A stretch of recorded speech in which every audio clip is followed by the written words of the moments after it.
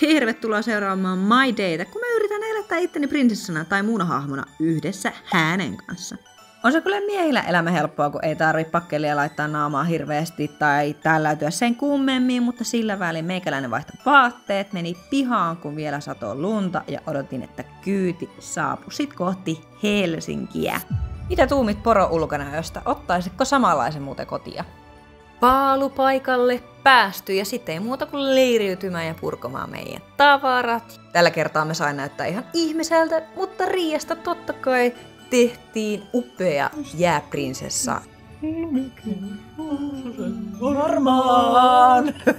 Ja laulutreenit tehty. Siellä vähän kasvamaalauksia oli paikan päällä. Noi portaat oli aivan mielettömät. Pukki pääsi kanssa ilahduttamaan lapsia. Otettiin muutamia kuvia, viihdytettiin perhepäivässä ihmisiä. Siellä oli tietovisoja, piparin askartelua, juontoa. Aivan ihanaa puurobaari. Ja loppuun tietty valokuvaussessio. Nyt hyvää joulua! Ihanaa, hyvää! Ja mä niin rakastuin tohon viherseinään. Mä haluan ehdottomasti toimistolle samanlaisen.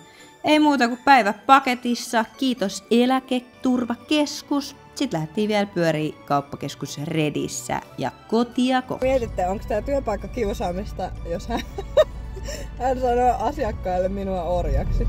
Mitä se meni, sä äsken just sanoit, että anteeksi kun mä sanoin sua orjaksi ja yhdeksi kohtaa palvelijaksi. Ja päivä pulkassa seuraavaa viikkoa kohti.